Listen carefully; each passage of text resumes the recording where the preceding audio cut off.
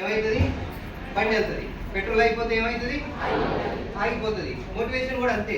నీకు మోటివేషన్ లేకుంటే నువ్వు ఆగిపోతావు. అర్థమవుతుందా? కానీ నీ ఇంటర్నల్ గా ఉండాలి. ఎవడో చెప్తే నేను మోటివేట్ అవ్వడం కాదు. ఇలా రైట్, డబ్బు సంపాదించే అవకాశంలో నేనున్నా, పని చేస్తే నాకు డబ్బు వస్తుంది. ఎవరో చెప్పేది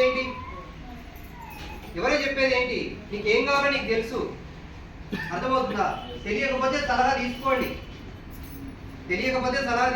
కానీ ఈ మీటింగ్ లో కూర్చుంటేనే నేను మోటివేట్ అయిపోతా. ఈ మీటింగ్ లో కూర్చున్నంతసేపు నాకు ఎనర్జీ వస్తుందంటే నువ్వు లక్ష్యం సంపాదించవు. దీంట్లో అర్థమైందా? నువ్వు ఒక దీపంలో వెలుగుతూ 10 మందిని వెలిగించేలా ఉండాలి. అంటే నువ్వు నేర్చుకోవాలి.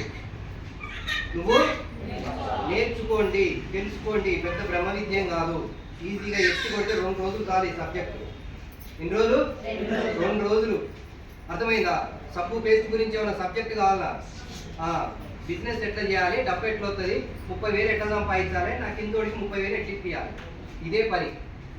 పొద్దున్న లేస్తే ఇదే పని. ఆలోచన పెట్టుకోండి. ఇంతకన్నా డబ్బు ఎక్కడ బయట ఎక్కువ లేదు.